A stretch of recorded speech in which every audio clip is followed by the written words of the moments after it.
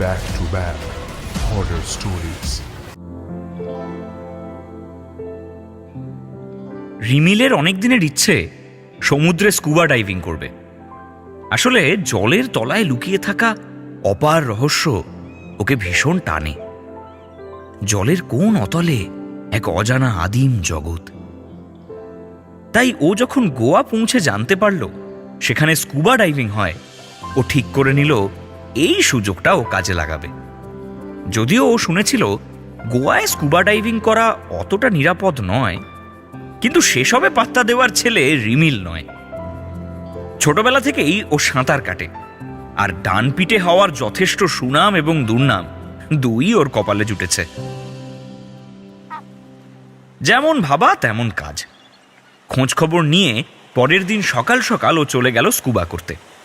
ওর diving instructor আদি ওকে জিজ্ঞেস করল, প্রথমবার? ও নিজের অক্সিজেন ট্যাঙ্কটা ভালো করে পিঠে আটকে উত্তর দিল, হ্যাঁ, একটু নার্ভাস। আদি হেসে বলল, কোনো চিন্তা নেই, এখানে তো দড়ি বাঁধা থাকে না, আমি তোমায় ধরে নিচে নিয়ে যাব, আবার তুলে আনবো, শুধু আমার কথা মতো চলবে। নৌকো করে ডাইভিং স্পট অবধি পৌঁছতে বেশি সময় লাগলো না ওদের।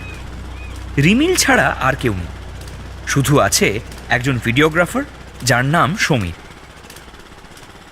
জলে ঝাঁপ দেওয়ার ঠিক আগে সমীর রিমিলের দিকে তাকিয়ে হাত দিয়ে কিছু একটা ইঙ্গিত করল, কিন্তু রিমিল কিছুই বুঝতে পারল না। ও ভাবল সমীর বোধহয় জলের নিচে সাবধানে থাকতে বলছে। আর বেশি না ভেবেই জলে ঝাঁপ দিল রিমিল। জলের দাপটে প্রথমে একটু বেসামাল হয়ে গেছিল রিমিল, কিন্তু আদির গায়ে ভীষণ শক্তি, ঠিক ওকে শক্ত করে ধরে রেখেছে। এ এক অনন্য অভিজ্ঞতা। চারিপাশ দিয়ে রকমারি মাছ ভেসে যাচ্ছে, আর সূর্যের আলো থেকে ধীরে ধীরে অনেক দূরে সরে যাচ্ছে ওরা। যত জলের তলায় যাচ্ছে তত অন্ধকার বাড়ছে, আর বাড়ছে ঠান্ডা। আর এত শান্ত পরিবেশ আগে কখনো অনুভব করেনি রিমিল। জলের নিচে কথা বলা যায় না। আদি হাতের ইশারায় জিজ্ঞেস করলো সব ঠিক আছে কিনা। রিমিলও ইশারায় জানিয়ে দিল সব ঠিক। আর একটু নিচে নামতেই রিমিলের কেমন যেন অস্বস্তি হতে শুরু করলো, যেন সবকিছু ঠিক নেই। দুর্গম প্রকৃতির মধ্যে দিয়ে রিমিল অনেকবার চলাফেরা করেছে। ওর এই অস্বস্তি কেন হচ্ছে তা রিমিল জানে। এখানে কিছু একটা গন্ডগোল আছে, কারণ যে মাছগুলো একটু আগে অবধিও ওর আশেপাশে খেলা করছিল সেগুলোকে এখন আর দেখা যাচ্ছে না। না, শুধু মাছই নয়, সমুদ্রের এই জায়গাটাতেই যেন কোনো প্রাণী নেই। এমনকি জলজ গাছপালাও চোখে পড়ছে না রিমিলের। এ যেন সমুদ্রের মধ্যে একটা মরুভূমি। রিমিলের হৃদস্পন্দন বেড়ে যায়। ও আদির দিকে তাকিয়ে ইশারা করতে যায়, ঠিক নেই, কিন্তু আদির চোখে এক অদ্ভুত ক্রূরতা খেলা করতে দেখে রিমিল। ও আশেপাশে তাকিয়ে দেখে কেউ নেই। সমীর এতক্ষণ ওর কাছেই ভিডিও করছিল, কিন্তু তাকেও দেখতে পাওয়া যাচ্ছে না। এবার নিচের দিকে চোখ যায় রিমিলের। এত কালো সমুদ্রের তলদেশ কল্পনাও করতে পারেনি রিমিল। কিন্তু পরক্ষণেই রিমিলের ঘুম ভাঙে। এ সমুদ্রের তলদেশ নয়, এক প্রাণী, বিশাল তার চেহারা। যত দূর রিমিল দেখতে পাচ্ছে সমুদ্রের তলা কালো হয়ে আছে, অর্থাৎ এই প্রাণীটি শুয়ে আছে। হাঙর তো এত বড় হয় না। রিমিল বুঝতে পারে প্রাণীটাও ওদের উপস্থিতি টের পেয়েছে। তার মধ্যে স্পন্দন জেগেছে। তার শরীরের ওইটুকু কাঁপুনিতেই জলের মধ্যে আলোড়ন তৈরি হয়েছে। রিমিল সাঁতরে উপরের দিকে উঠতে যায়, কিন্তু এবার আদি এসে চেপে ধরে ওর হাত। রিমিল সর্বশক্তি দিয়ে নিজেকে ছাড়ানোর চেষ্টা করে, কিন্তু আদির সঙ্গে ও পেরে ওঠে না। যে লোকটা রিমিলকে ওর অক্সিজেন সিলিন্ডার শুদ্ধ এতটা টেনে নামিয়েছে, তার গায়ের জোরের সঙ্গে রিমিল পারবে কি করে? এমন সময়ও বুঝতে পারে জলের মধ্যে প্রচণ্ড আলোড়ন সৃষ্টি হয়েছে। একটা বিরাট গর্ত তৈরি হয়েছে এবং সব জল সেই গর্ত শুষে নিচ্ছে। রিমিল বুঝতে পারে প্রাণীটা হাঁ করেছে, আরো ক্রমশ নিস্তেজ হয়ে পড়ছে। সেই প্রাণীটার গলা থেকে বেরিয়ে আসে একটা বিকট গর্জন। সে গর্জনে রিমিলের ভিতর পর্যন্ত কেঁপে ওঠে। বাঘ সিংহর গর্জনও শুনেছে রিমিল, কিন্তু এমন মেঘের ডাকের মতো আওয়াজ যে পৃথিবীর কোনো প্রাণীর হতে পারে তা বিশ্বাস হয় না ওর। একেবারে নরকের দূত হয়ে এসেছে প্রাণীটি। এবার তার হাঁ মুখটা দেখতে পায় ও। সেই হাঁ একেবারে অতল স্পর্শী, কুচকুচে কালো এক গহ্বরে বিকট সাদা দাঁত। নশ্বর প্রাণীর মতো সে দাঁত মুখের দুধারে সাজানো নয়, সারা মুখ জুড়েই ছড়িয়ে রয়েছে একাধিক দাঁতের সারি। এ যে কোন কোন গভীর জলের বিভীষিকা তা কে জানে। সেই হাঁ মুখ গিলতে আসছে রিমিলকে। এদিকে আদি এখনো ওর হাত শক্ত করে ধরে আছে। এমন সময় রিমিল দেখতে পায় সমীরকে। সমীর নিজের অক্সিজেন সিলিন্ডারটা পিঠ থেকে খুলে নেয়, তারপর সেটা সজোরে বসিয়ে দেয় আদির মাথায়। এবার শক্ত করে রিমিলের চুলের মুঠি ধরে ওকে উপর দিকে টেনে তুলতে শুরু করে সমীর। রিমিল আস্তে আস্তে জ্ঞান হারায়।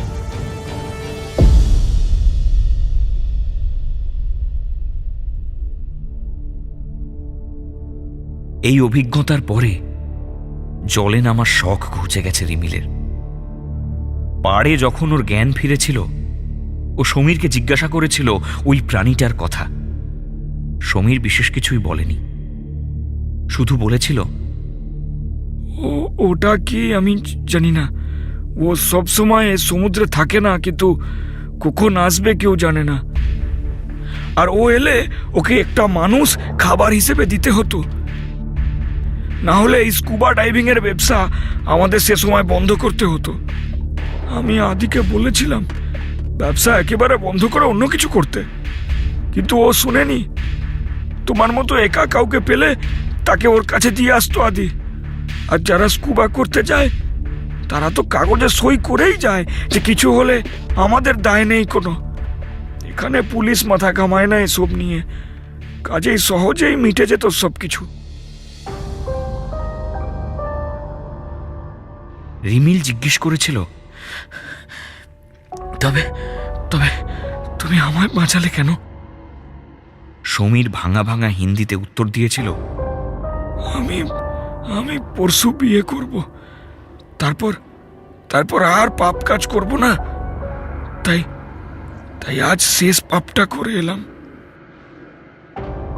আর কথা বাড়ায়নি রিমিল। সেই প্রাণীটা যে কি তার খোঁজ ও আজও চালাচ্ছে।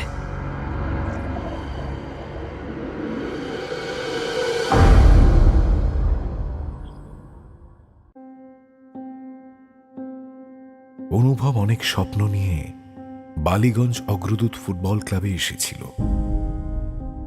কলকাতা লিগের প্রথম ম্যাচে দলের সুযোগও পেয়েছিল, কিন্তু সেই ম্যাচটা জিততে পারল না অগ্রদূত ক্লাব। রেফারি যখন শেষ বাঁশি বাজিয়ে খেলা থামালেন, দুটো দলই গোল শূন্য। অনুভব অবশ্য অনেকগুলো সুযোগ পেয়েছিল, কিন্তু কিছুতেই জালে বল জড়াতে পারেনি। সমর্থকরা যথারীতি ক্ষুব্ধ, নাম ধরে গালিগালাজ ভেসে আসছিল গ্যালারি থেকে। ম্যাচ শেষে ওরা বাড়ি ফিরতে ইচ্ছে করল না। প্রত্যাশার সামনে নিজেকে যেন ভীষণ ক্ষুদ্র এবং তুচ্ছ মনে হচ্ছিল অনুভবের। ময়দানের বড় গাছটার নিচে বসেছিল মুখ গোমড়া করে।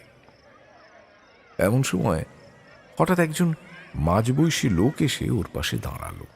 মাথায় কাঁচা পাকা চুল, লম্বা চওড়া পেটানো চেহারা, ডান দিকের ভুরুর উপরে একখানা একখানা কাটা দাগ।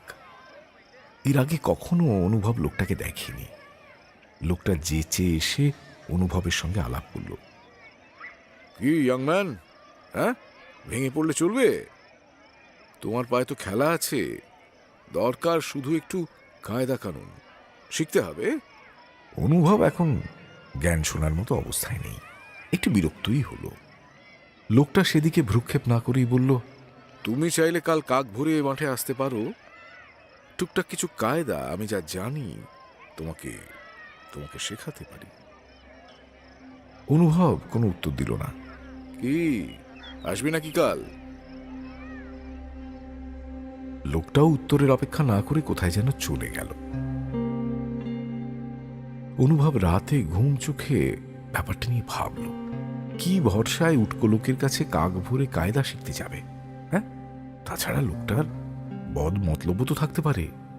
কিন্তু অনেক ভেবে চিনতে শেষমেশ গেল।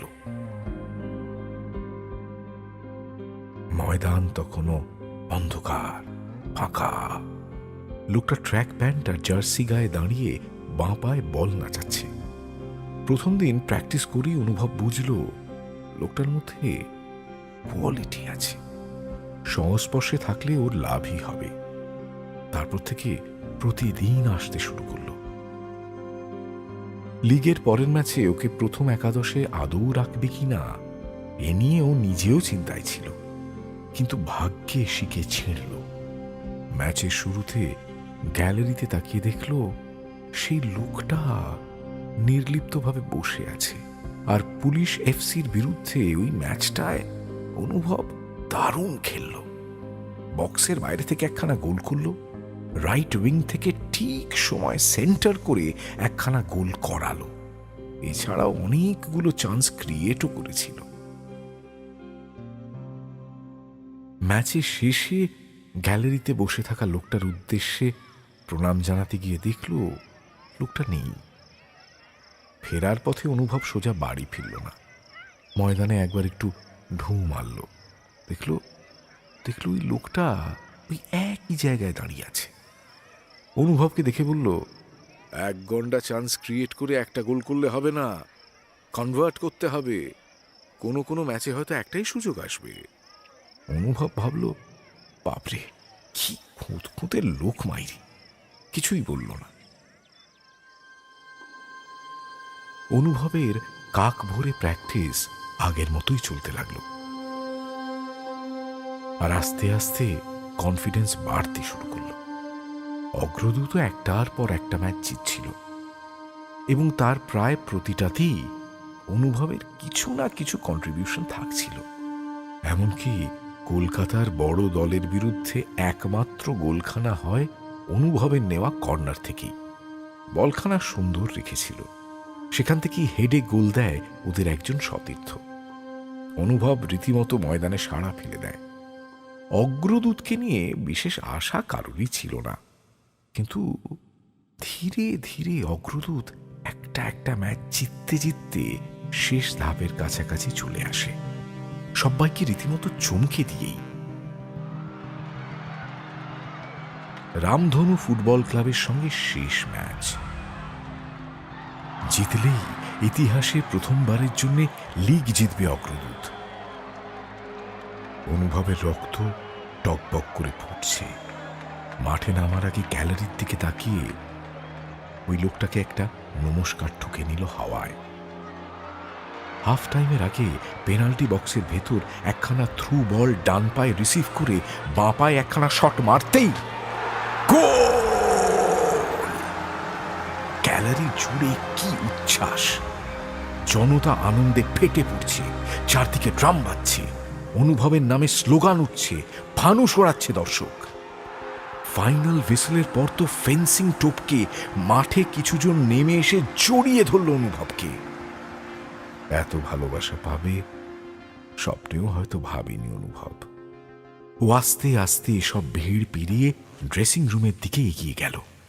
সেখানেই ওকে পাকড়াও করল বড় ক্লাবের বর্ষিয়ান ফুটবলার কৃষ্ণমূর্তি। পিঠ চাপড়ে বলল,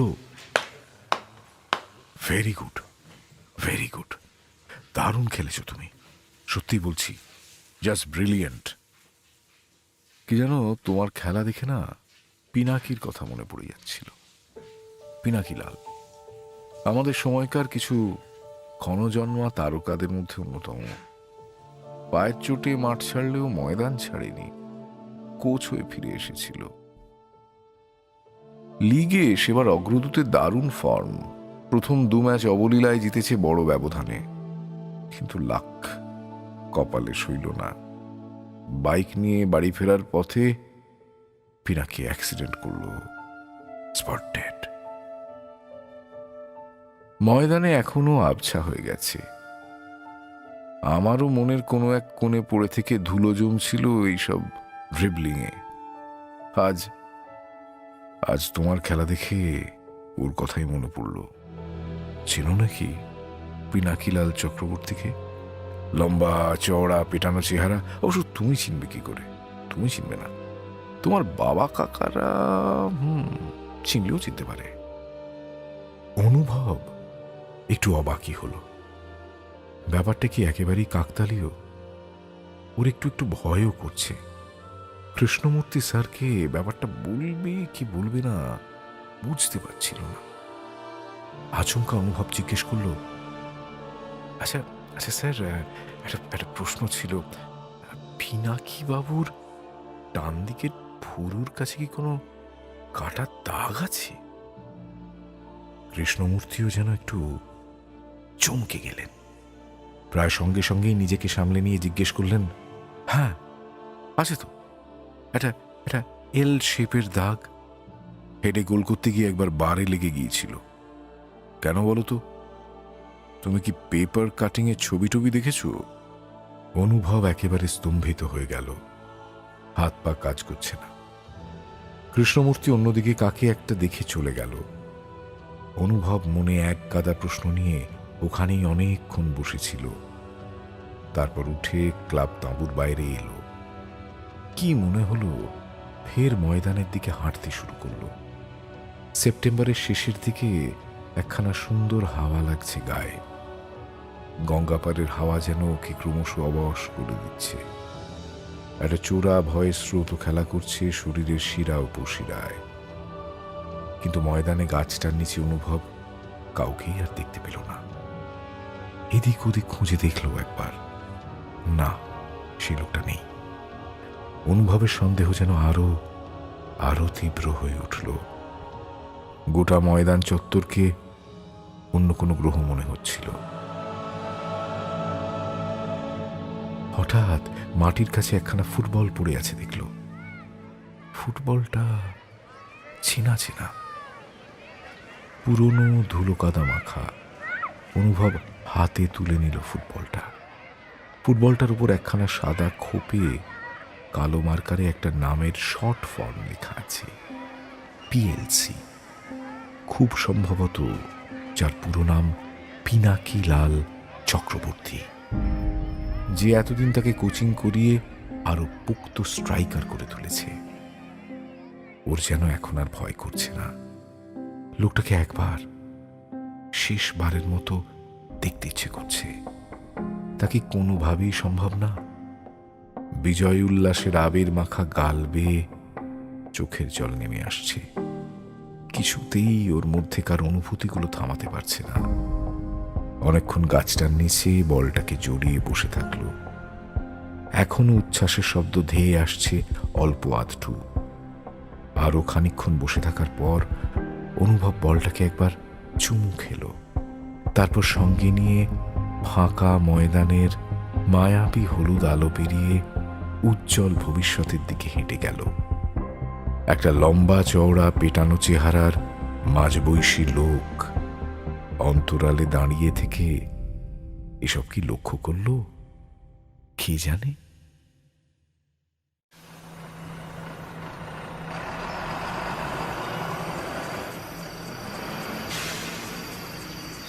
অনাদি মণ্ডলকে বাসটা যেখানে নামিয়ে দিয়ে গেল সেখানে একটা বটগাছ আর তলায় দুটো ভাঙা বেঞ্চ ছাড়া দূর দূরান্ত অবধি আর কিচ্ছু নেই। যত দূর চোখ যায় কেবল ফাঁকা মাঠ। সদ্য ধান কাটা হয়েছে, তাই খাঁ খাঁ করছে। এখান থেকে শীতলগঞ্জ কিছু না হলেও 4 কিলোমিটার। অনাদি মণ্ডল শীতলগঞ্জে যাবেন ছাত্র কিশোরের বাড়ি। বহুদিন ধরে নেমন্তন্ন করে রেখেছে। ওদের নাকি শীতলগঞ্জে প্রচুর জমি জমা, বিস্তর পুকুর। স্যারকে পুকুরের মাছ, গোলার ধান এইসব খাওয়াবে। অনাদি একটু ফুরসত পেয়ে তাই চলে এসেছেন ছাত্রর বাড়ি। বড় রাস্তার ধারে কিশোর বাইক নিয়ে আসবে বলেছিল, কিন্তু তার কোনো পাত্তা নেই। ফোন যে করবেন, ফোনে নেটওয়ার্ক নেই। অনাদি উপায়ন্তর না দেখে বেঞ্চে বসে পড়লেন। এই সন্ধ্যের মুখে এতটা পথ পায়ে ঠেঙাতে হলেই হয়েছে। মাঠঘাটে চলা অভ্যেস নেই, তাছাড়া সাপ খোপের চিন্তা তো আছেই। হেঁটে যাওয়ার প্রশ্নই ওঠে না। না, কিছুক্ষণ অপেক্ষা করা যাক। উনি যে 4টের বাসে আসবেন তা তো কিশোর জানেই। বাবু কি এই এলাকায় নতুন? একটা খুনখুনে গলার শব্দে নৈশব্দ ভাঙল। অনাদি কিছুটা চমকে পাশে তাকিয়ে দেখেন একজন শীর্ণকায় বৃদ্ধ বেঞ্চের পাশে এসে দাঁড়িয়েছেন। কোটরগ্রস্ত চোখমুখ, উল কুঁজো চেহারা, গায়ে শতচ্ছিন্ন গেঞ্জি, মলিন লুঙ্গি, পায়ে কালো হয়ে আসা রাবারের হাওয়াই চপ্পল। অনাদি মণ্ডল সৌজন্যের হাসি হেসে বললেন, ওই কিশোরবাগদের বাড়ি যাব, প্রতাপবাগের ছেলে, ওই শীতলগঞ্জ। ও বাবা, শীতলগঞ্জ তো মেলা দূর। ওরা কি কেউ হয় নাকি আপনার? হ্যাঁ, হয় মানে আত্মীয় না। কিশোরবাগ আমার ছাত্র, বিশ্ববিদ্যালয়ে আমার কাছে ইতিহাস পড়েছে। ও তাই নাকি? স্যার কি শিক্ষক? অধ্যাপক। শব্দটা উচ্চারণ করার সময় অনাদির মুখে কিছুটা প্রচ্ছন্ন গর্ব খেলে গেল। আমি বিশ্ববিদ্যালয়ে ইতিহাস পড়াই। ও খুব ভালো, খুব ভালো। আপনার মতো লোক এ গাঁয়ে এসেছে, এ তো আমাদের সৌভাগ্য। হ্যাঁ, ও, আপনি কি এখানেই থাকেন? আগে আমি কিশোরদের জমিতে কাজ করতুম। ওই প্রতাপবাবু ছিলেন আমার কর্তাবাবু। ওদের জমিতে কম খাটান দিয়েছি। শুধু কি চাষ, গরু নিয়ে মাঠে ঘাস খাওয়াতে যাওয়া, এটা ওটা করে দেওয়া, কত কাজ করেছি এককালে। ও, এখন আর করেন না? বুড়ো লোকটা সরাসরি তাকালো অনাদি মণ্ডলের দিকে। অনাদি দেখলেন বুড়ো লোকটার চোখ জ্বলছে। এই শূন্য জনহীন প্রান্তরে ঠিক পাশে বসে থাকা লোকটাকে দেখে অনাদির শিরদাঁড়া দিয়ে হিমস্রোত বয়ে গেল। কেটে কেটে বুড়োটা বলল, বাবুর একটা অসুস্থ গরু ছিল, তাকে দেখভাল করার দায়িত্ব ছিল আমার কাঁধে। বাঁচাতে পারলুম নি। বাবুর খুব পেয়ারের গরু ছিল। বাবুর আগে অন্ধ হয়ে আমাকে কাজ থেকে বার করিয়ে দিলেন। কোনো কথা শুনলেননি। গো হত্যার পাপ চাপালেন আমার ঘাড়ে। আমার তখন বড় মেয়ে পোয়াতি, ছোট মেয়ের বিয়ে সামনে। কিছু টাকা চাইলুম, দিলেননি। আমি চলে এলুম। অনাদি মণ্ডল হাঁ হয়ে শুনছিলেন। যে পরিবারের অতিথি হয়ে যাচ্ছেন তাদের যে এমন নিপীড়নের কালো ইতিহাস আছে তা তো ঘুণাক্ষরেও তিনি জানতেন না। বিস্ফারিত নেত্রে জিজ্ঞাসা করলেন, তারপর? রহস্যময় হাসি হাসল বুড়োটা। বটগাছের দিকে আঙুল দেখিয়ে বলল,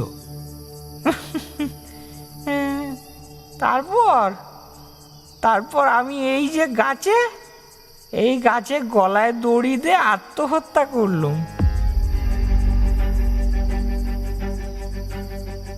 অনাদি মণ্ডলের দুনিয়া টলে গেল। বলে কি লোকটা? মাথা খারাপ নাকি এর?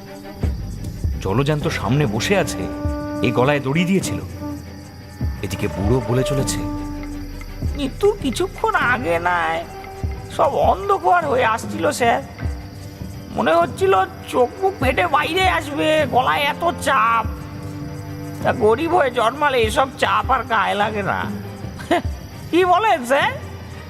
আরে ছোট থেকে যে গরিব সে জানে তার গলা টিপে ধরা হবে একদিন ঠিক। দড়ির ফাঁস কি আর রোজকার চিন্তার থেকে বেশি লাগে স্যার? কেমন লাগছিল দেখবেন স্যার। বুড়োটার কথা শেষ হতে না হতে বটগাছের ঝুড়িগুলো নেমে এলো ওপর থেকে। বুড়োর গলায় ফাঁস হয়ে পেঁচিয়ে গেল। আস্তে আস্তে বুড়োকে টেনে নিয়ে গেল গাছের উপরি ভাগে। বুড়ো হাত পা ছুঁড়ছে, কিন্তু তা নিষ্ফলা। ফাঁস আরো কড়াল হয়ে তার গলায় পেঁচিয়ে বসছে। চোখ জিভ ঠেলে বেরিয়ে আসছে মুখ থেকে। চোখের সামনে একটা লোক ফাঁসিতে ঝুলে মারা যাচ্ছেন। অনাদি চেঁচাতে গেলেন, কিন্তু মুখ দিয়ে এক ফোঁটাও শব্দ বেরোলো না।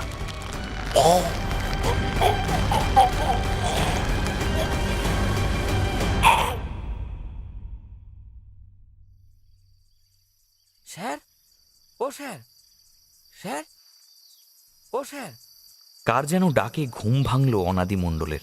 ও স্যার, স্যার। বেঞ্চে বসে বসে কখন যে চোখটা লেগে এসেছে টের পাননি। পাশে একটা কম বয়সী ছেলে দাঁড়িয়ে আছে। অনাদির ঘুম ভাঙতে দেখে জিজ্ঞাসা করল, আপনি কি অনাদি স্যার? হ্যাঁ বলো।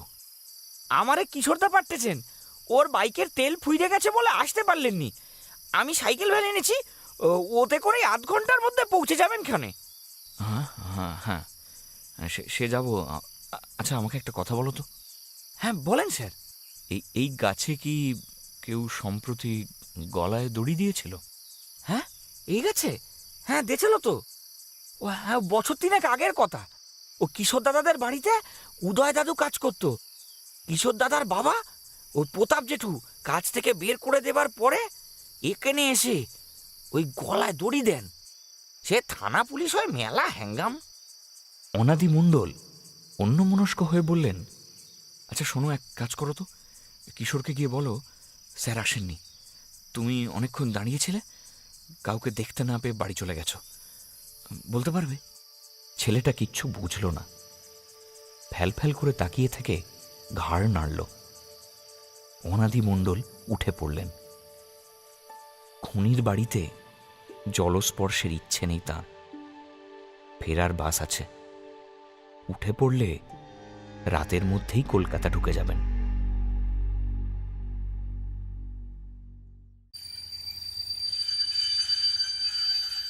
শেষ ট্রেন ধরে স্টেশনে নামার পর সুজয়ের মনে পড়ল হাতে করে একটা ফুলের তোড়া নিয়ে আসা হলো না। ভাবতেই মেজাজটা খিঁচড়ে গেল। বদলি হওয়ার পর কাজ বেড়েছে, প্রায়ই ফিরতে রাত হয়। তা নিয়ে অনুরাধা অবশ্য কখনো অভিযোগ অভিমান করে না। ও বেশ বোঝদার মেয়ে, জানে এই পাড়ায় ফ্ল্যাট কিনতে সুজয়ের বেশ ভালোই খরচাপাতি হয়েছে। ওভারটাইম না করলে সংসারে রীতিমতো টানাটানি শুরু হবে।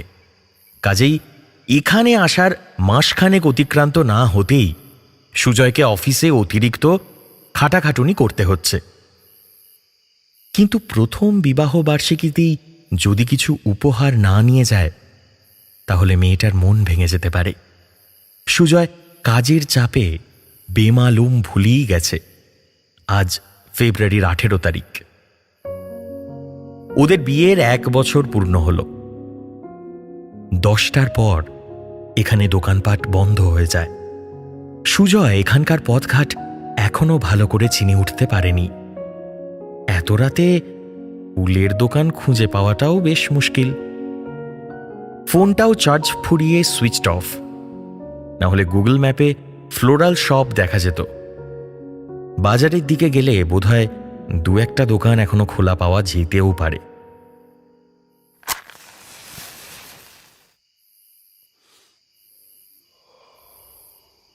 একটা সিগারেট ধরিয়ে কমলা স্ট্রিট লাইটের তলায় সুজয় হাঁটতে আরম্ভ করল। বাজারটা যেন ঘুমিয়ে আছে। ভোর থেকে বেলা অবধি যে জায়গাটা গম গম করে, মাছ থেকে শুরু করে তরিতরকারি নিয়ে লাগাতার দরদামে মুখর হয়ে থাকে, এখন সে যেন রূপকথার পাতালপুরি। কোনো দোকান খোলা নেই। মাছ বিক্রির বেদিগুলোয় গুটিসুটি মেরে ঘুমোচ্ছে নেড়ি কুকুরের দল। সুজয় একটু হতাশ হল। ফিরতে যাবে এমন সময় স্টেশনের গলির ভেতরে একটা আলো জ্বলতে দেখে কৌতূহলী হয়ে এগিয়ে গেল সুজয়। সেখানে পৌঁছে খানিক আশ্চর্য হল সে। এ তো আস্ত একটা ফুলের দোকান। বিভিন্ন দেশি বিদেশি শৌখিন ফুলের উজ্জ্বলতায় চোখ যেন ধাঁধিয়ে যাচ্ছে। ঝকঝকে আলো আর তরতাজা সব ফুল। এ তো রীতিমতো হাতে চাঁদ পাওয়া। বরাত ভালো থাকলে সুজয় কয়েকটা গোলাপ কিনেই ফিরবে ভেবেছিল, কিন্তু শুধু গোলাপ নয়, এখানে রয়েছে চন্দ্রমল্লিকা, ডালিয়া, লিলি, গোলাপ, জারবেরা, সব কিছু। ভেতর থেকে একটা রোগা চশমা পরা ছোকরা ছেলে বেরিয়ে এলো। মুখে এক গাল হাসি, যেন এত রাতেও সুজয়ের পথ চেয়েই বসেছিল সে। ভরাট গলায় বলল, কি ফুল নেবেন স্যার? হ্যাঁ, কি ফুল, কি ফুল? সুজয় মন্ত্রমুগ্ধ হয়ে দোকানটা দেখছিল। আয়তনে বড় নয়, কিন্তু সযত্নে সাজানো। সিলিং থেকে কাগজের টুকরোয় বিভিন্ন বিজ্ঞাপন ঝোলানো। একটা বিজ্ঞাপনে চোখ আটকে গেল সুজয়ের। তাতে লেখা, এখানে শ্রাদ্ধ বাড়ি আর মৃতের জন্য ফুল বিক্রি হয়। সুজয় কৌতূহল সামলাতে পারল না। ওটা দেখিয়ে জিজ্ঞাসা করল, শ্রাদ্ধ বাড়ি আর মৃতের ফুল, এটা আলাদা করে লেখা কেন ভাই? বিয়ে বাড়ি, এনগেজমেন্ট, এগুলো রডের নাও না নাকি? সেটা লেখুনি কেন ওখানে? ছেলেটা সেই এক গাল হাসি হেসেই বলল, আমরা শ্রাদ্ধ বাড়ি আর মৃতের জন্যই ফুল বেচি স্যার। বাকি অনুষ্ঠানে অর্ডার নিই না, অনলি ফর শ্রাদ্ধ বাড়ি। আর মৃতের জন্য শুধু সাদা ফুল কেন দেয়া হবে স্যার? হ্যাঁ, একটা মানুষ মারা গেল, তার শেষ যাত্রায় একটু রঙিন ফুল থাকবে না? এখানে যা যা ফুল দেখছেন সব ওই শ্রাদ্ধ বাড়ির জন্য আমরা বেচি স্যার। হ্যাঁ। বলো কি? শ্রাদ্ধে বা শেষ যাত্রা এত রংচঙে শৌখিন ফুল কেউ কেনে নাকি? কেনে না মানে? সেল না হলে কি আর এত বড় দোকান মেইনটেইন করতে পারি স্যার? কিন্তু তোমাকে যদি বলি যে আমার অন্য পারপাসে ফুল নেওয়ার আছে, তুমি কি বেচবে না তাহলে? ছি ছি ছি ছি ছি ছি ছি, বেচবো না কেন? তা কি করে হয় স্যার? তবে পারপাস তো ওই শেষমেশ একটাই স্যার। না চাইতেও সবাইকে ওই কারণেই কিনতে হয়।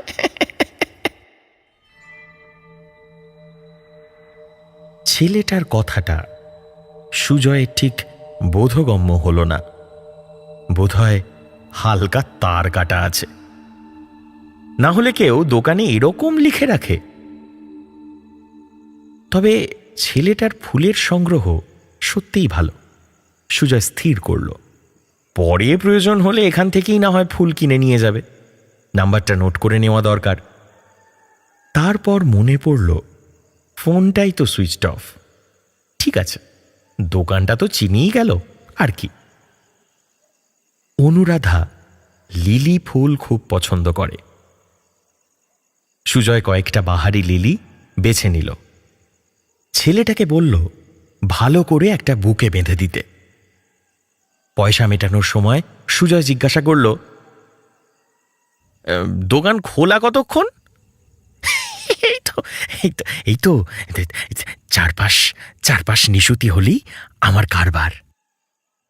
মানে সে কি, সকালে তুমি দোকান খোলো না? না না না না না না, আসলে স্যার, আসলে আমার না ফটোফোবিয়া আছে। আলোতে খুব সমস্যা হয়, তো তাই রাত্রিরে দোকান খুলি। রাতেই তো বেশি বিক্রি বাটা হয় স্যার। তবে তবে রোজ কিন্তু খুলি না, ইচ্ছেটাও ঠিক করে না।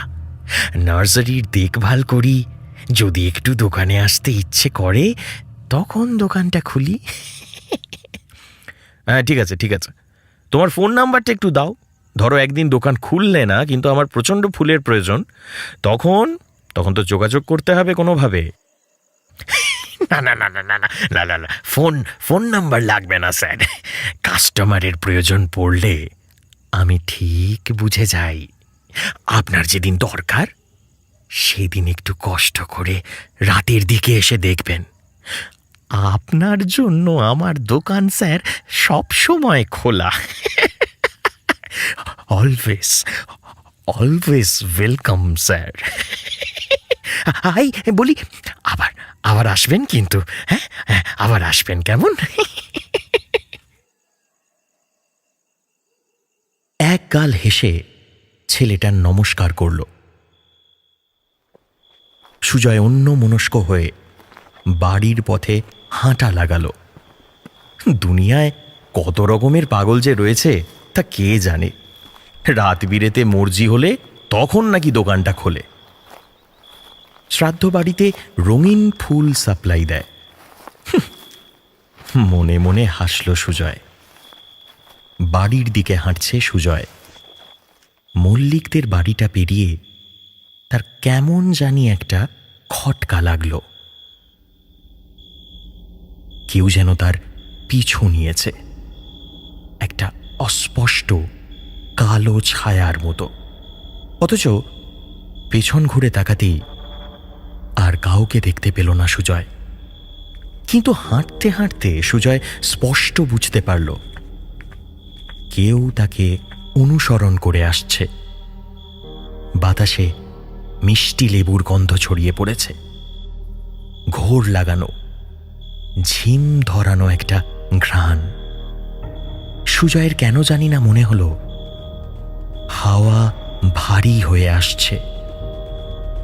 বুকের কাছে ব্রাউন প্যাকেটে মোড়া ফুলগুলো শক্ত করে ধরে দ্রুত পায়ে এগোলো সুজয়।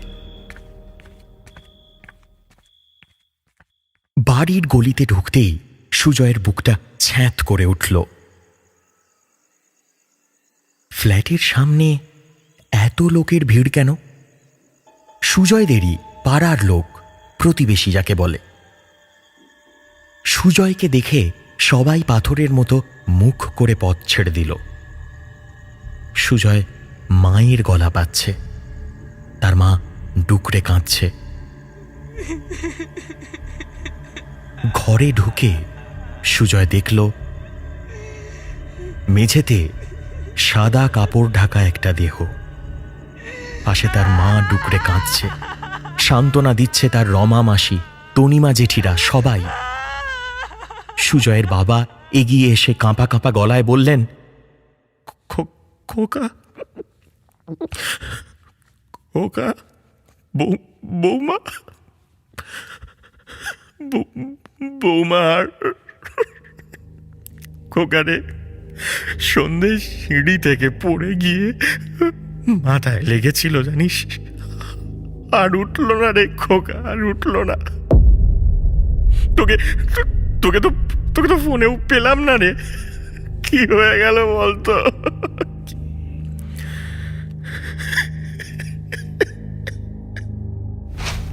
সুজয় ধপ করে সিঁড়িতে বসে পড়ল।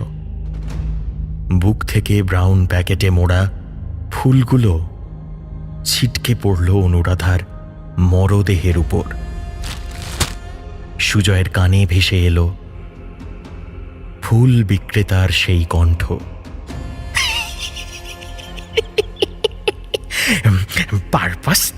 পারপাস তো শেষমেশ ওই একটাই স্যার, না চাইতেই সবাইকে ওই কারণেই তো ফুল কিনতে হবে।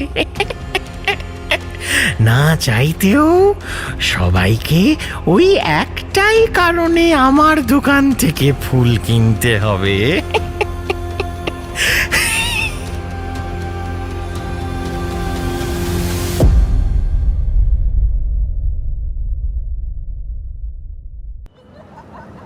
রাত 9:30 বাজে। অফিস থেকে বেরোতে কবিরের আজ বেজায় দেরি হয়েছে।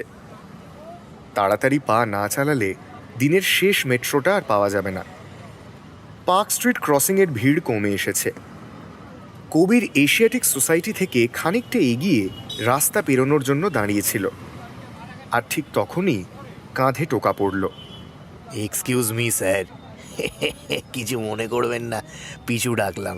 আমি জনার্দন হালদার। কবির মুখ ফিরিয়ে লোকটাকে দেখল।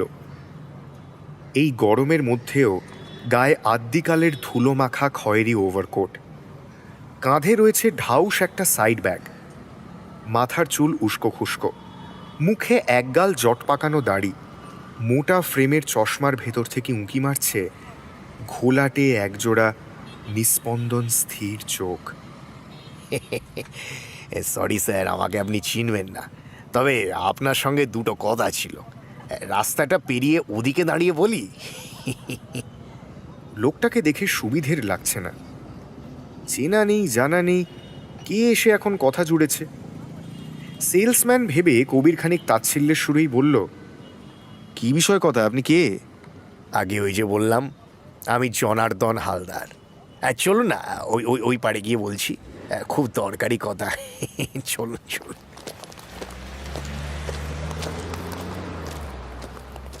কবির রাস্তা পেরিয়ে সন্দেহ ভরা চোখে লোকটার দিকে তাকিয়ে বলল, শুনুন, আমার তাড়া আছে, তবে আপনি কে আমি চিনতে পারছি না। কিসের কথা? যা বলার তাড়াতাড়ি বলুন, আর যদি সেলসের লোক হন তো আমি ইন্টারেস্টেড নই, থ্যাংক ইউ। এই বলে কবির হাঁটতে আরম্ভ করেছিল মেট্রো স্টেশনের দিকে, কিন্তু লোকটা পথ আটকে দাঁড়ালো। দাঁড়ান মশাই, দাঁড়ান। আপনার জীবন মৃত্যু বিষয়ক দুটো কথা ছিল, আপনার জানা দরকার। 2 মিনিট দিন। কবির পিছু ফিরে তাকালো। লোকটা কি পাগল? ল্যাম্পপোস্টের ঘোলাটে হলুদ আলো রাস্তায় এসে পড়েছে। লোকটা অদ্ভুতভাবে বলতে থাকলো, আগে আমি ইদানিং মানুষদের সাবধান করে বেড়াই, ওটাই আমার পেশা। মানে কলকাতা শহরটা আগের মতো তো আর নেই। এই শহরের গভীরে যে আরেকটা শহর আছে, পাতালপুরি, আপনি তো ওদিকেই যাচ্ছিলেন। আমি ওইখান থেকেই, যাই হোক, অনেকক্ষণ ধরেই দেখছিলাম, ফলো করছিলাম।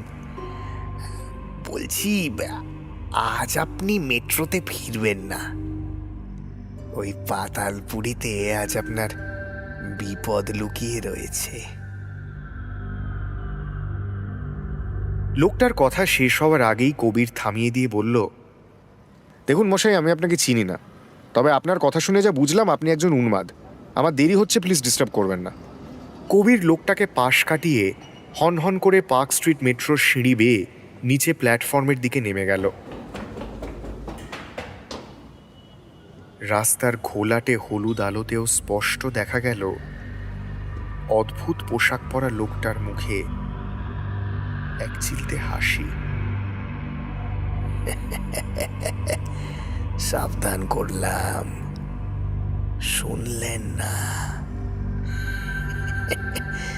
সাবধানে যান, আবার তো দেখা হবেই, তখন কিন্তু আর।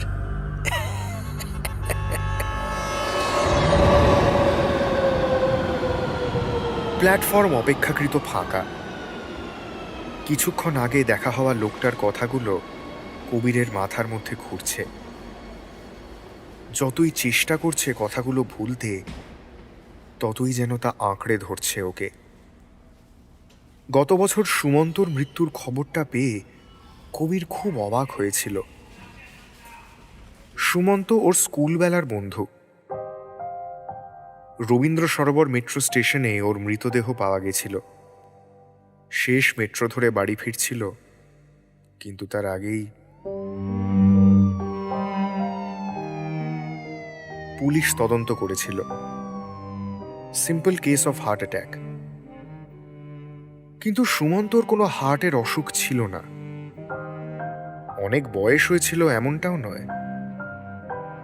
ব্যাপারটা কবিরকে খুব ভাবিয়েছিল।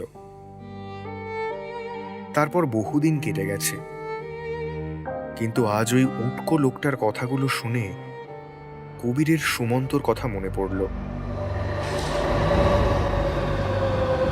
এইসব চিন্তার মাঝেই ঝাপটা বাতাস সঙ্গে করে স্টেশনে ঢুকে পড়ল দিনের শেষ মেট্রো। কবির উঠেই সিট পেয়ে গেল। কম্পার্টমেন্টে হাতে গোনা কয়েকজন লোক রয়েছে।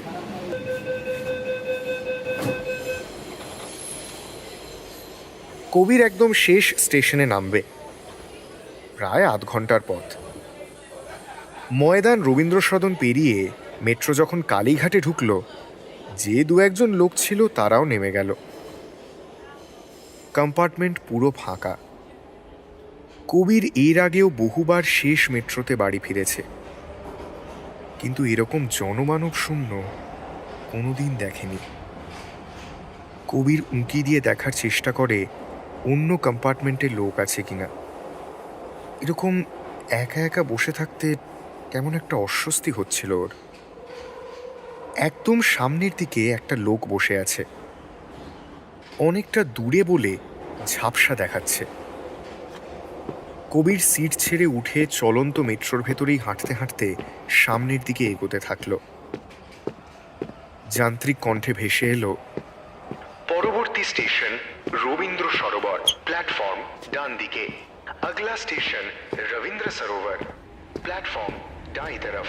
The next station is Rabindra Sarobar, platform is on the right side. Announcement থামার সঙ্গে সঙ্গেই মেট্রোটা হঠাৎ ঝাঁকুনি দিয়ে থেমে গেল।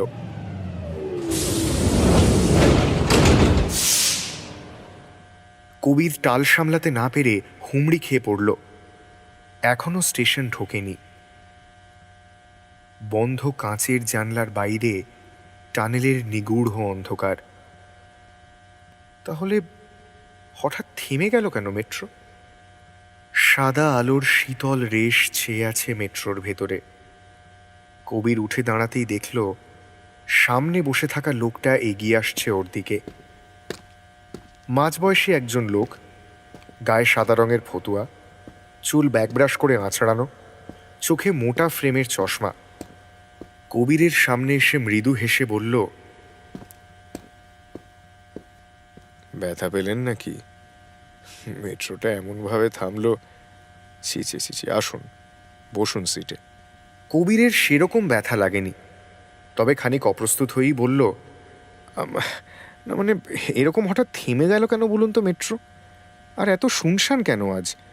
অন্যদিনও আমি শেষ মেট্রো করে বাড়ি ফিরি, কিন্তু কিন্তু এই পুরো কম্পার্টমেন্ট ফাঁকা এমন কোনোদিন দেখিনি জানেন। লোকটা আগের মতোই মৃদু হেসে বলল, কোথায় ফাঁকা, আমি আছি তো। আর আজকের দিনটা তো অন্য দিনের মতো নয়। আপনাকে সাবধান করেনি কেউ? কবিরের শিরদাঁড়া বেয়ে হিমেল স্রোত নেমে গেল। লোকটার দিকে তাকিয়ে কবির সিট থেকে উঠে পড়ল। লোকটার মুখ ধীরে ধীরে ফ্যাকাশে হয়ে যাচ্ছে, কিন্তু ঠোঁটের কোণায় হাসিটা এক রয়েছে। লোকটা বলতে থাকলো, আর 2 মিনিট, পাতালপুরীর সবাই আসছে একে একে।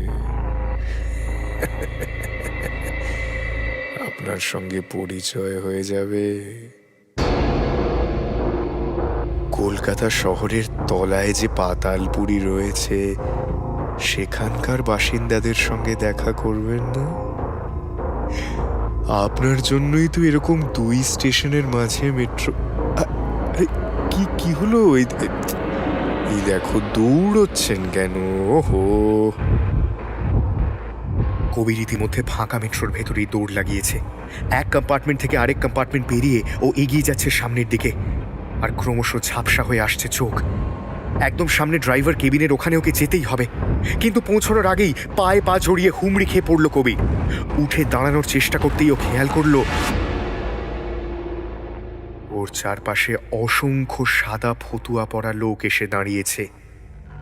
সবাইকে একরকম দেখতে, চোখে মোটা ফ্রেমের চশমা, ব্যাক ব্রাশ করা চুল, আর তাদের মধ্যে থেকে একজন ধুলো মাখা খয়েরি ওভারকোট পরা লোক বেরিয়ে এলো। অদ্ভুত দাঁত খিঁচিয়ে তাকিয়ে আছে কবিরের দিকে। স্যার, জনার্দন সর্দার আমি, চিনতে পারছেন? বলেছিলাম, সাবধান করেছিলাম আজ পাতাল রেলে না ফিরতে, কিন্তু যাকে যা হয়েছে এখন তো আর কিছু করার নেই। স্বাগত আপনাকে এই নতুন জগতে। আসুন আসুন আসুন, সবার সঙ্গে পরিচয় করিয়ে দিই। আমরা সব তো এখানেই থাকি। ভয় পাচ্ছেন নাকি?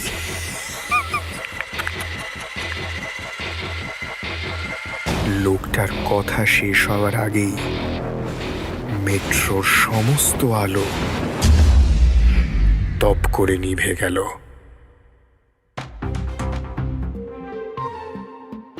নমস্কার, আজকের বিশেষ সংবাদ। রবীন্দ্র সরোবর স্টেশনে আবার মৃত্যু। যান্ত্রিক গোলযোগের কারণে কালীঘাট আর সরোবর স্টেশনের মাঝে দিনের শেষ মেট্রো প্রায় 10 মিনিট দাঁড়িয়েছিল। পরে যখন মেট্রো রেকটাকে টেনে স্টেশনে আনা হয়, তখন গেট খুলতেই দেখা যায় একজন লোক নিস্পন্দ উবু হয়ে শুয়ে রয়েছে মেট্রোর ফ্লোরে। চোখে মুখে ভয়ের ছাপ স্পষ্ট, শরীরে প্রাণ নেই। আশ্চর্যের বিষয়, দিনের শেষ মেট্রোতে ওই একটি লোক ছাড়া আর কোনো লোক ছিল না। পুলিশকে জিজ্ঞেস করা হলে তারা জানিয়েছে ঘটনাটা অস্বাভাবিক, তবে তদন্ত চলছে। এই নিয়ে আরেকবার রবীন্দ্র সরোবর স্টেশনে আকস্মিক মৃত্যু। পাতালপুরীর কবলে পড়ল আরেকটা জলজ্যান্ত প্রাণ। ফিরে আসছি আরও খবর নিয়ে, শুনতে থাকুন।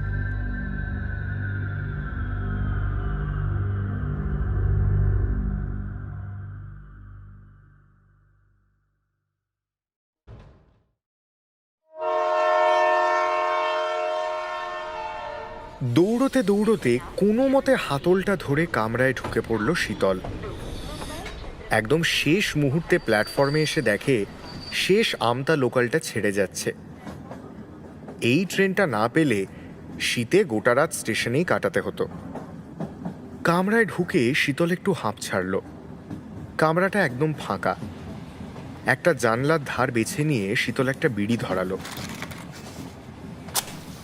পাশে রাখলো ম্যাজিকের সরঞ্জাম ভর্তি ব্যাগটা। টুপি আর ছড়িগুলো ব্যাগের ছেঁড়া কোণ থেকে বেরিয়ে আছে। সিটে ইতিউতি পড়ল রংচঙে কনফেটি। পেছন থেকে একটা খুনে অথচ স্পষ্ট গলা ভেসে এলো, ভাইয়া কি ম্যাজিশিয়ান? হকচকিয়ে পেছনে ফিরে শীতল দেখে মাঙ্কি ক্যাপ পরা, গায়ে চাদর জড়ানো এক বৃদ্ধ একদম পেছনের সিট থেকে কথাটা ছুঁড়ে দিয়েছেন। এতই ঘাপটি মেরে বসেছিলেন, কামরায় ওঠা থেকে তাকে চোখেই পড়েনি। শীতল হেসে বলল, আগে হ্যাঁ। লোকটা অবিশ্বাস্য ক্ষিপ্রতায় পেছনের সিট থেকে উঠে এসে শীতলের মুখোমুখি বসল।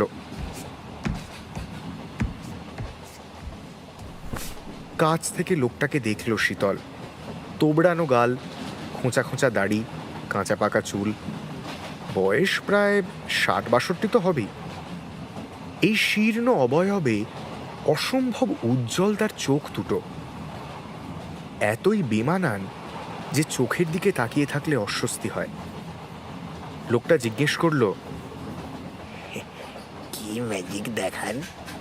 শীতল উত্তর দিল, এই হাত সাফাই, তাসের খেলা, এসবই। ধুস, শীতলের কথা এক বাক্যে উড়িয়ে দিল লোকটা। ওসব আবার খেলা নাকি? ও তো লোক ভজানো খেলা। আসল ম্যাজিক এগুলোকে বলে না। দুম করে শীতলের মাথা গরম হয়ে গেল। সে বলল, তাই বুঝি? আসল ম্যাজিক তাহলে কাকে বলে? লোকটা রহস্যময় হাসি হাসল, বলল,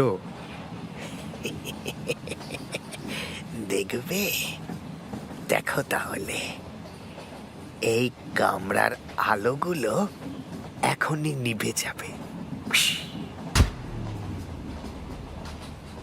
বলতে না বলতেই কামরার আলোগুলো নিভে গিয়ে কামরা খুটখুটে অন্ধকার হয়ে গেল। শীতলের কপালে বিন্দু বিন্দু ঘাম। লোকটার গলা শোনা যাচ্ছে, ট্রেনটা এবার লাইন ছেড়ে মাঠে নেমে পড়বে।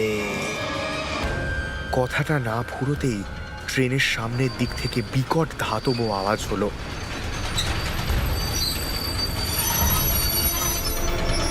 বাইরে দু একটা আগুনের ফুলকি দেখা গেল। শীতলের মুখ থেকে অজান্তেই বেরিয়ে এলো আর্তচিৎকার।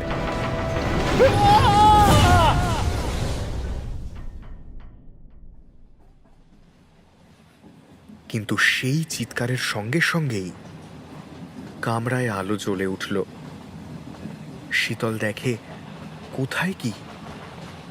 ট্রেন দিব্যিতার গতিতে দৌড়চ্ছে, সমস্ত কিছু স্বাভাবিক। সামনে কোলকুঁজো লোকটা রহস্যময় হাসি নিয়ে বসে আছে। শীতল কাঁপা গলায় জিজ্ঞেস করল, আপনি কি তন্ত্রমন্ত্র কিছু? হাসল লোকটা, বলল, না রে ভাই, আমি আসল ম্যাজিকের সন্ধানী, যে ম্যাজিক অর্থ উপার্জনের জন্য নয়। আচ্ছা আচ্ছা, আরেকটা খেলা দেখো। লোকটা উঠে দাঁড়ালো। ওই ভাঙাচোরা চেহারা থেকে ঠিকরে পড়ছে আত্মবিশ্বাস। বলল, ম্যাজিক কি জানো? যা মানুষের চোখের সামনেই থাকে কিন্তু লোকের নজরে পড়ে না, সেইটা দেখিয়ে লোককে তাক লাগিয়ে দেওয়া। তুমি কি ভাবছো? হ্যাঁ, কামরায় তুমি আর আমি আছি। এই দেখো। লোকটা একটা তুড়ি মারতেই শীতল দেখে কামরা ভর্তি ছায়ামূর্তি। কেউ তার ঠিক পাশে বসে আছে, কেউ উল্টো দিকে, দুটো সিটের মাঝের প্যাসেজে দাঁড়িয়ে কেউ। প্রত্যেকে শীতলের দিকে এক দৃষ্টিতে তাকিয়ে আছে। শীতল ভয় শিউরে উঠল। এরা এরা কোত্থেকে এলো? জাদুকর আরেকটা তুড়ি মারতেই তারা বেমালুম উবে গেল। কামরা আবার আগের মতো ফাঁকা, শুনশান। কিন্তু শীতল জানে ওর পাশেই কেউ একজন বসে আছে, দেখছে ওকে। লোকটা এবার অদ্ভুত ভঙ্গিতে নিজের হাত পা বাঁকাতে শুরু করলো। কনুই মুচড়ে কবজি ভেঙে এমন সব ভঙ্গিমা করতে শুরু করলো যেন ওর শরীরে একটাও হাড় নেই। চোখের মণি দুটো খুবলে বার করে নিল। চোখের কোটর থেকে গড়িয়ে পড়ছে রক্ত। শীতল আর সেই দৃশ্য সহ্য করতে পারল না, চেঁচিয়ে উঠল, বন্ধ করুন, বন্ধ করুন, বন্ধ করুন আপনার এই খেলা, আমি আর পারছি না, বন্ধ করুন।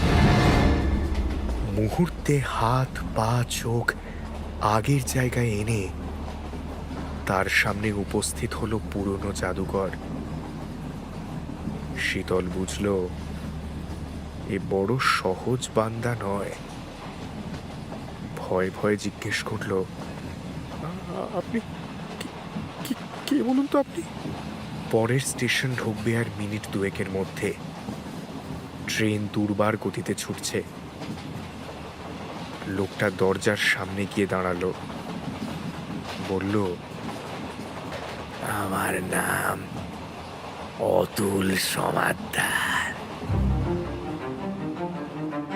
শীতল চমকে উঠল। ইনি অতুল সমাদ্দার। একে তো এই জগতের সবাই এক ডাকে চেনে, সুবিখ্যাত জাদুকর। এর মতো শৈলী নাকি খুব কম লোকের হয়, কিন্তু কিন্তু ইনি তো আর বেঁচে নেই। আজ থেকে 3 বছর আগে এই লাইনেই চলন্ত ট্রেন থেকে পড়ে গিয়ে অতুল সমাদ্দারের মৃত্যু হয়। কেউ কেউ সন্দেহ করেছিল প্রবল দারিদ্র্যের জন্য অতুলবাবু ট্রেন থেকে লাফ দিয়ে আত্মহত্যা করেন। শীতলের জানা হয়নি তিনি কত বড় ম্যাজিশিয়ান, কিন্তু আজ মৃত্যুর ওপার থেকে অতুলবাবু তাকে শিখিয়ে গেলেন আসল ম্যাজিক কাকে বলে।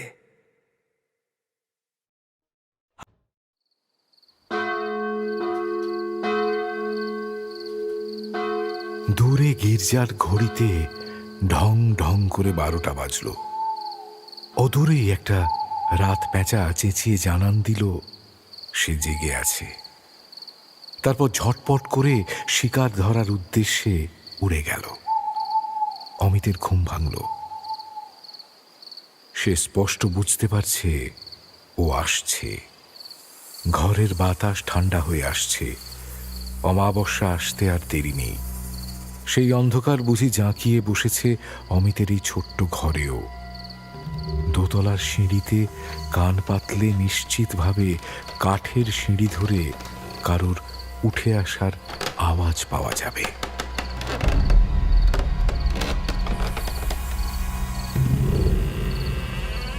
ঘরের দরজাটা ক্যাঁচ শব্দ করে খুলল। অমিত জানলার দিকে মুখ করে শুয়ে আছে। ইংলিশ খাটের এক পাশটা পুরো ফাঁকা। একটু কি নেমে গেল বিছানাটা? একটা মানুষ গদিতে বসলে যতটা কুঁচকে যায় ততটা কুঁচকে গেল কি? অমিত জানে ও পাশ ফিরতে পারবে না। ওর চোখ খোলা, কিন্তু চোখের মনি তিলমাত্র নাড়ানোর ক্ষমতা নেই। কে যেন অদৃশ্য বাঁধনে ওকে বেঁধে ফেলেছে। আস্তে আস্তে একটা পূর্ণাঙ্গ মানুষের মতোই কেউ ওর পাশে এসে শুল। আলতো হাত বাড়িয়ে জড়িয়ে ধরল গলা। কানের পাশে গরম নিঃশ্বাস পড়ছে। অমিত মুখ ফেরালেই দেখতে পাবে ওর মুখের ওপর আগন্তুকের মাথা ঝুলে রয়েছে। ঘরে আগতকে মানুষ বলা চলে না, সে অন্য কেউ, অন্য জগতের বাসিন্দা। চোখগুলো জল জলে। প্রতিশোধ স্পৃহায় উন্মত্ত আগন্তুক সাপদের মতো দাঁতগুলো বার করে হাসছে। রক্তলোলুপ হাসি।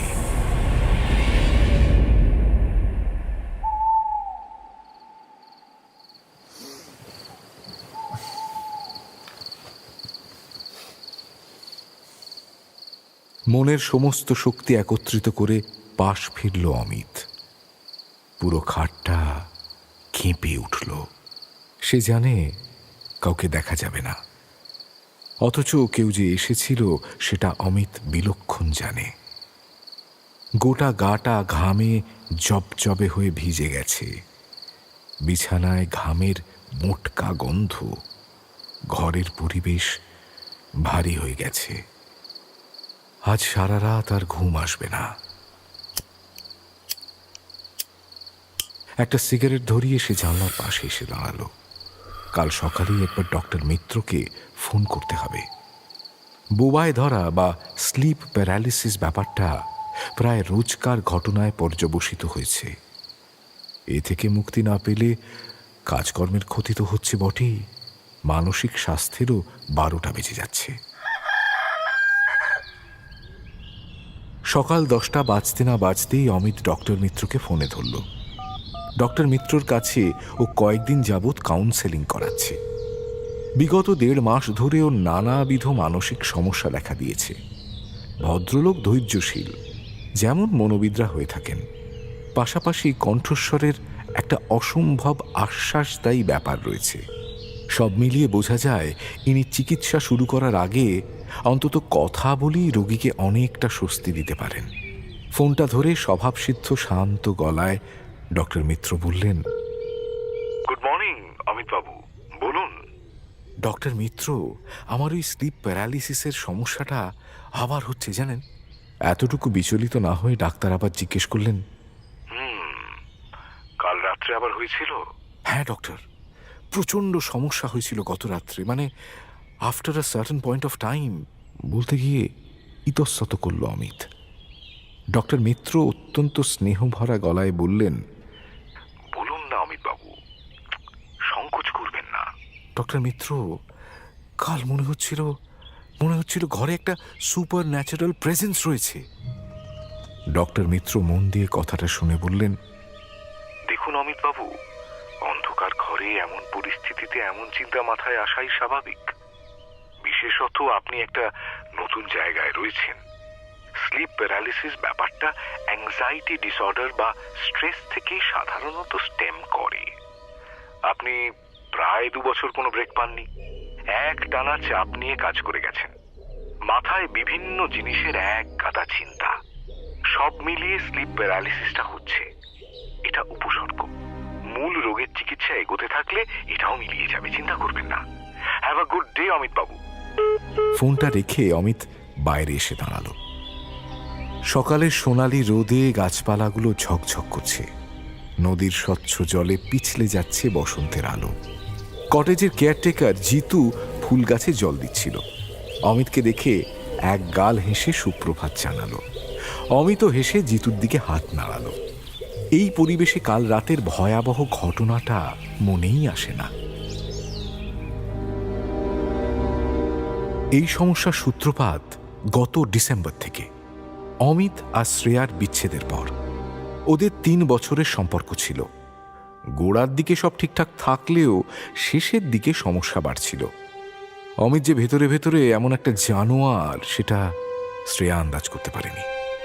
গভীর রাতে পার্টি থেকে মদ খেয়ে এসে শ্রেয়াকে যাচ্ছে তাই গালাগাল করা, এমনকি মারধর করাও রোজকার ঘটনায় পর্যবসিত হয়। শেষে যেদিন অমিতের পরকীয়ার ব্যাপারে শ্রেয়া জানতে পারে, সেদিন অশান্তি চরমে উঠেছিল। অমিত বাড়ি ফিরতে শ্রেয়া তার জামার কলারে লিপস্টিকের দাগ দেখেছিল। সেদিন নিয়ে পর 3 দিন। ততক্ষণে সে অমিতের অফিস কলিগ সৃষ্টির ব্যাপারেও জেনে ফেলেছে। অমিতকে শান্ত কণ্ঠে বলেছিল, তুমি মানুষ হিসেবে এত নিচে নেমে গেলে কবে গো? অমিত তখন মদ খেয়ে চুর। জড়ানো গলায় বলেছিল, ধ্যার সালি, শোন না এখান থেকে। এই শালা বাড়িতে ঢুকলাম তো রোজ এই এক ঘ্যানোর ঘ্যানোর ঘ্যানোর ঘ্যানোর। না পোষায় তো অন্য ভাতার খুঁজে নে, যা ফট।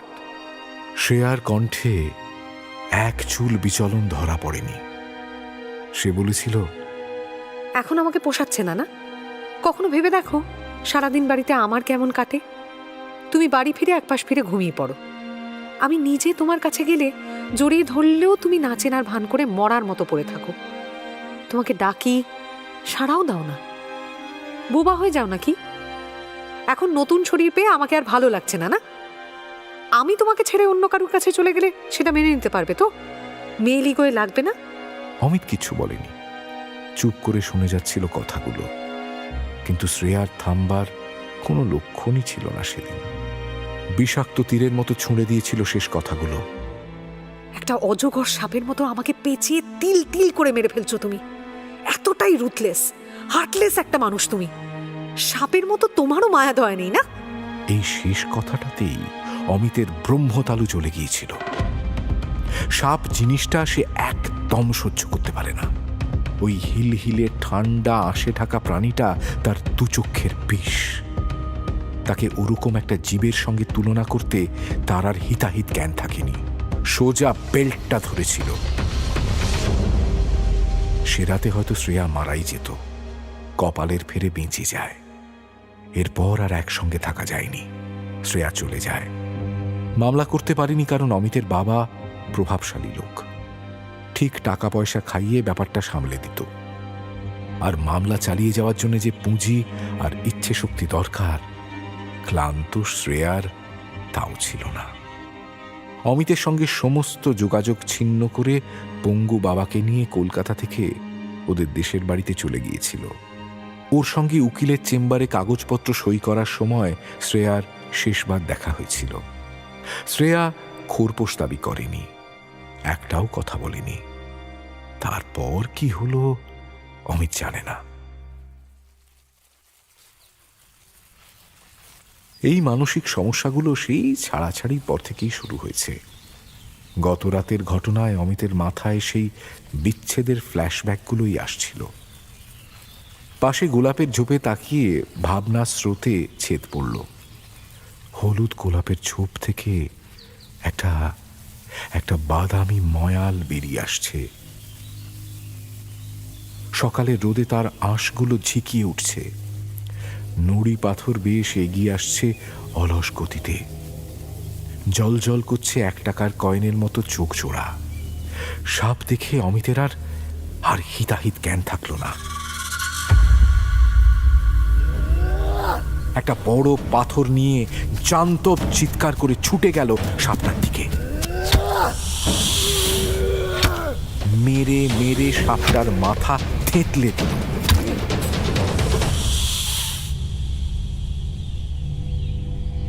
বেচারা নিরীহ ময়াল সকালে একটু রোদ পোহাতে বেরিয়েছিল, ভারী পাথরের আঘাতে বেঘোরে প্রাণ হারালো। সকালের আলোয় তীর তীরে নদীর পাড়ে পড়ে রইল থেঁতলে যাওয়া ময়ালের রক্তাক্ত দেহটা। গোলমাল শুনে জিতু দৌড়ে এলো। সাপটাকে দেখে মুহূর্তকালের বিস্ময় কাটিয়ে বিষণ্ণ গলায় বলল, মুঝে বুলা লেতে সাপ, খামোখা सांप को क्यों मारा? उसने आपका कोई नुकसान तो नहीं किया? ये जंगल तो उसका भी घर है साहब। রাগে থরথর করে কাঁপতে কাঁপতে অমিত বলল, জ্ঞান দিস না, শিগগির ওটাকে আমার সামনে থেকে তুলে নিয়ে যা। বনে জঙ্গলে ফেলে দে, না হলে পুড়িয়ে দে। ওটা যেন আমার চোখের সামনে না থাকে। ধীর পায়ে জিতু সাপটার দিকে এগোলো। অমিত বারান্দার কাঠের সিঁড়িতে ধপ করে বসে পড়ল।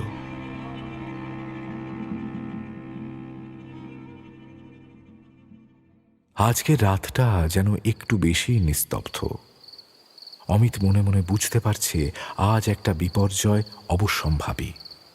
আজ রাতটা যা হোক করে কাটিয়ে কালকেই ট্রেন ধরে কলকাতা ফিরবে।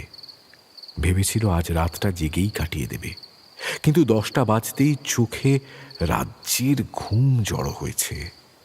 যেন পেগের পর পেগ নেশা করে বাড়ি ফিরেছে সে।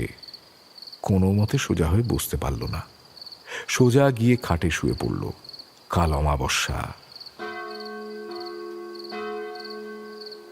গির্জার ঘড়িতে ঢং ঢং করে 12টা বাজল। সেই একইভাবে বিছানার এক পাশ কুঁচকে গেল। অমিত বুঝল কেউ এসে শুলো তার পাশে। তফাতেই আজকে তার হিস হিসে ঠান্ডা কণ্ঠস্বর শুনতে পেল অমিত। অবিকল শ্রেয়ার গলা, কিন্তু তা মানুষের হতে পারে না। শ্রেয়া বরফ শীতল ভয়াল কণ্ঠে বলছে,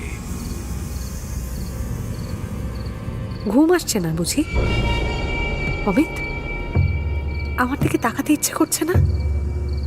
এখনো আমার থেকে মুখ ঘুরিয়ে ওপাশ ফিরে? অমিত, তাকাও, তাকাবে না আমার দিকে? অমিত ঘুমের মধ্যে থরথর করে কাঁপছে। শ্রেয়া বলল, আচ্ছা, তাকাতে হবে না। তোমার জন্য একটা উপহার এনেছি। তুমি আমাকে যেমন যত্নে রাখতে, আমি সেই আদর যত্ন তোমাকে খানিকটা ফিরিয়ে দিয়ে গেলাম। অমিতের নড়াচড়ার ক্ষমতা নেই। শুধু সে বুঝল তার গোড়ালিতে ভারী ঠান্ডা হিলহিলে কিছু একটা উঠল।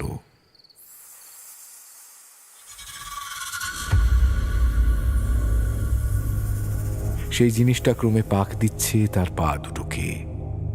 উঠে আসছে হাঁটু উরু বেয়ে কোমরের দিকে। একটা আষ্টে গন্ধে ঘর ভরে যাচ্ছে। পাকের তীব্রতা বাড়ছে, যেন হাড়গুলো গুঁড়ো হয়ে যাবে।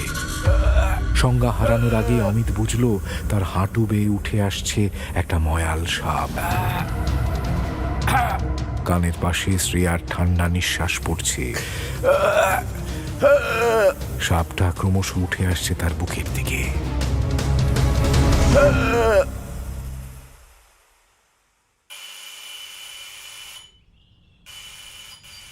পরের দিন সকালে বার কয়েক ডেকেও সাড়া না পাওয়ায় দরজা ভেঙে জিতু দেখল অমিতের নিথর দেহ পড়ে আছে খাটে।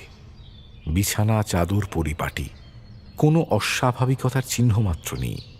শুধু খাটের তলায় জিতু একটা ময়াল সাপের খোলস পেল। বদ্ধ ঘরে কোত্থেকে ময়াল ঢুকলো কে জানে।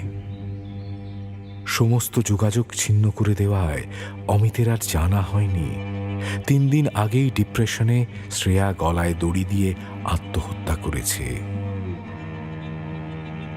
তার গর্ভে ছিল অমিতেরই সন্তান।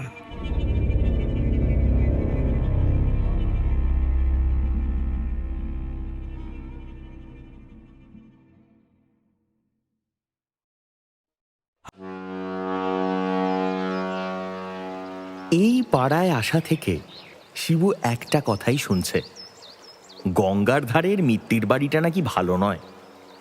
ওই বাড়িটা যেন পক্স হওয়া কিশোর, সারা পাড়া তাকে সজ্ঞানে এড়িয়ে চলে। এখানে আসার 1 মাস পরেও ও কাউকে ভেতরে ঢুকতে বা ওই বাড়ি থেকে কাউকে বেরোতে দেখেনি। কোনো দুধ বিক্রেতা, খবরের কাগজ বিক্রেতা এমন কেউ নেই যে ওই বাড়িতে যায়। বাড়িটায় কেউ থাকে কি না, থাকলেও তিনি কে, এই সব নিয়ে শিবুর অগাধ কৌতূহল। কিন্তু সঙ্গীর অভাবে তার ওই বাড়িটায় যাওয়া হয়ে উঠছে না। এখানে তার একমাত্র বন্ধু রন্টু। বাড়িটা থেকে 100 খানেক মিটার দূরে গাছপালা ঘেরা যে ঘাটটা রয়েছে, সেটা ওদের বৈকালিক আড্ডার জায়গা। ওখান থেকে বাড়িটা স্পষ্ট দেখা যায়।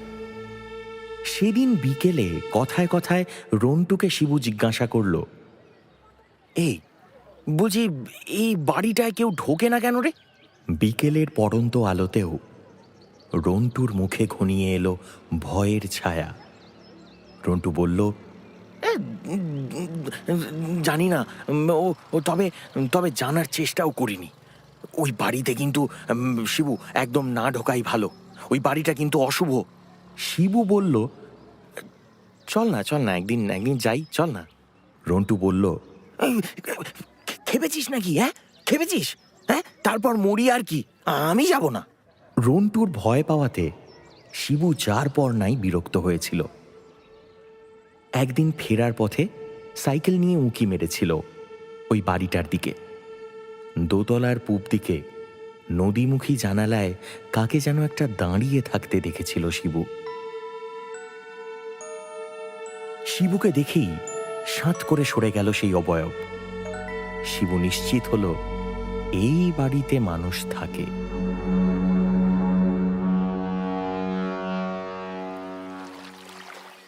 আজ রন্টু আসেনি। ওদের কোনো এক আত্মীয়ের বিয়ে, সেখানে সপরিবারে রন্টু গিয়েছে। গঙ্গার ধারে শিবু একাই বসে আছে। মেঘলা দিন, পরশু বিশ্বকর্মা পুজো।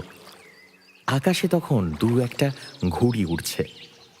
হঠাৎ শিবু দেখল মিত্তির বাড়ির ছাদের অ্যান্টেনায় একটা ঘুড়ি লটকে পড়ে আছে। ঢাউস একটা ঘুড়ি। ওটা যদি নিয়ে আসতে পারে তাহলে রন্টুকে তাক লাগিয়ে দেওয়াও যাবে। মিত্তির বাড়ি নিয়ে যে ভুলভাল রটনাগুলো আছে সেগুলোও লোকে আর মানবে না। শিবু পাড়ায় হিরো হয়ে থাকবে। এই সব 7-5 ভেবে মিত্তির বাড়ির জং ধরা গেটটা খুলে ঢুকল শিবু। বাগানে শুকনো কয়েকটা পাতা পড়ে আছে, গোটা উঠোন নোংরা। বাড়িটার ভেতরে যেন 19 শতক আবদ্ধ হয়ে আছে। শিবু একটু দমে গেল। তাহলে কি এই বাড়িতে মানুষ থাকে না? কারণ মানুষ থাকলে তো এত অযত্ন হওয়ার কথা নয়। মনে হচ্ছে গোটা বাড়িটা পৃথিবীর নির্জনতম অঞ্চল। চারিদিকে মাকড়সার জাল, উইয়ের ঢিবি। শিবু সিঁড়িতে সাবধানে পা ফেলে ফেলে ছাদের দিকে এগোতে থাকল। দোতলার বারান্দায় পা রেখেছে এমন সময় একটা খুনখুনে কণ্ঠস্বর ভেসে এলো। কে ওখানে? শিবু কৌতূহলবশত শব্দের উৎসের দিকে এগিয়ে গেল। ইনি কি দোতলার সেই আবছা অবয়ব? একটা খোলা দরজা থেকে যিনি বেরিয়ে এলেন তিনি একজন অশীতিপর বৃদ্ধা, হুইল চেয়ারে বসে রয়েছেন। অশক্ত হাতে হুইল চেয়ারের চাকা ঘষতে ঘষতে শিবুর দিকে এলেন তিনি। জিজ্ঞাসা করলেন, তুই কে রে? শিবু নরম গলায় বলল, আমার নাম শিবু। ও, খুনখুনে গলায় বৃদ্ধা বললেন, এখানেই থাকিস? এই এই কদিন হলো ভাড়া এসেছি। কোথায়? রেল লাইনের ওপারে, শ্যামগঞ্জে। তা ভালো, তা ভালো। তা এই বাড়িতে তো ভয়ের চোটে কেউ ঢোকে না। আমি এক ঘাটের মরা আছি। তুই এলি কেন বাপ?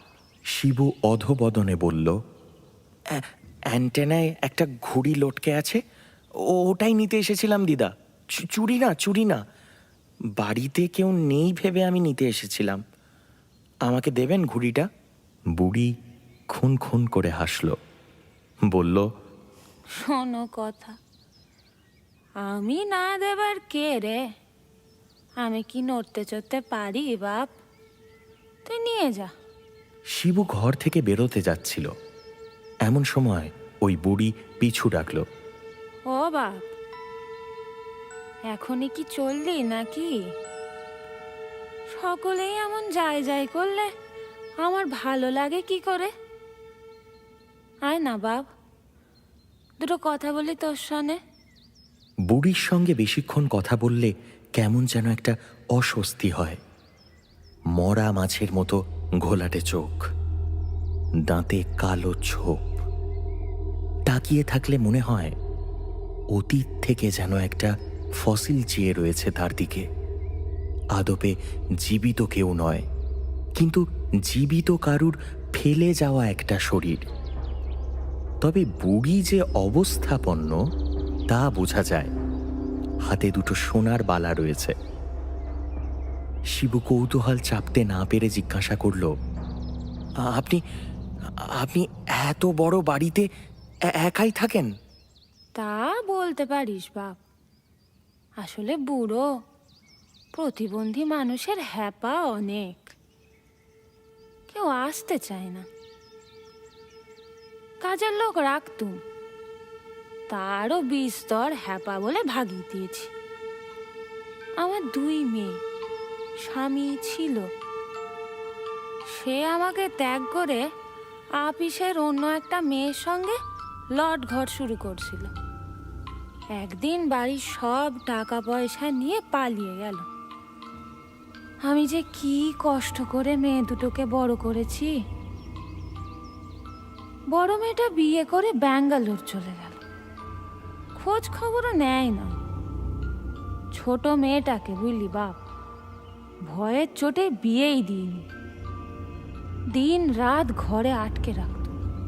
সে কাঁদত, মাথা ঘুরত, কখনো সখনো আমাকে ডাইনি বুড়ি বলে গাল পারত।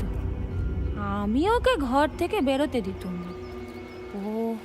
ও যদি আমাকে ছেড়ে চলে যায় তাহলে আমি কি নিয়ে বাঁচবো বল দেখি? তাই ওর কোনো কথাতেই কান দিতাম না। একদিন ঘরের তালা খুলে দেখি শাড়ির ফাঁস দিয়ে গলায় দড়ি দিয়েছে। ওই মেয়েটাও আমায় ছেড়ে চলে গেল বাপ। বৃদ্ধার চোখ ছলছল করছে। শিবুর কথা বন্ধ হয়ে গেছে। ঘোর সন্দেহ, এই বৃদ্ধা স্বাভাবিক নন। এখনই তাকে ঘড়িটা আনতে ওপরে উঠতে হবে। আর মহিলা এখনো বলে চলেছেন, আমার অবস্থা ওই অ্যান্টেনায় লটকানো ঘুড়ির মতো। বুঝলি বাপ, নড়তেও পারি না, হাঁটতেও পারি না, এমন ভাষা ফেসেছি, মরণ না হলে মুক্তি নেই, বন্ধু নেই, আত্মীয় নেই। বুড়ি চোখ মুছল, বলল, আমার একটা কাজ করে দিবি বাপ? শিবু বলল, বলুন। শিবু কাজ মিটিয়ে পালাতে পারলে বাঁচে। বুড়ি তখনই বলল, বেশি কিছু না, আয় আমার ঘরে। শেষ বিকেলে বারান্দা দিয়ে ঘর করে হুইল চেয়ার টেনে বুড়ি নিজের ঘরের দিকে গেল। দরজার সামনে দাঁড়িয়ে শিবুকে বলল, ঢোক বাপ। শিবু একটু ইতস্তত করে ঘরে ঢুকে যা দেখল তাতে ওর হাড় হিম হয়ে গেল। হুইল চেয়ারে বসে আছে একটা আস্ত কঙ্কাল। সেটা যে এই বুড়ির তা বলে দিতে হয় না। গায়ে ধুলো পড়েছে, হাড় ক্ষয়ে এসেছে, কিন্তু হাতে তখনও দুটো সোনার বালা জল জল করছে। মাথাটা বোঁ করে ঘুরে গেল শিবুর।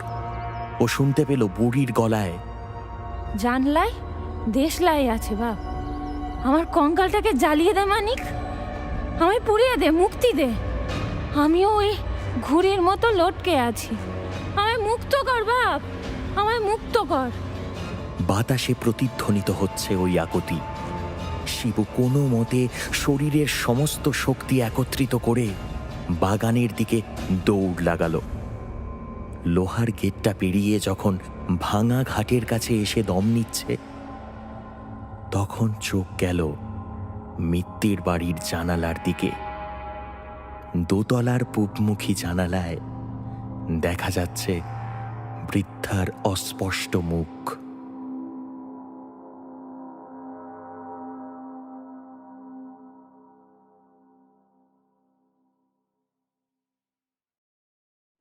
হাড়হিম হরর আপনারা শুনতে পারেন এক্সক্লুসিভলি মির্চি বাংলার ইউটিউব চ্যানেল এবং গানা অ্যাপে।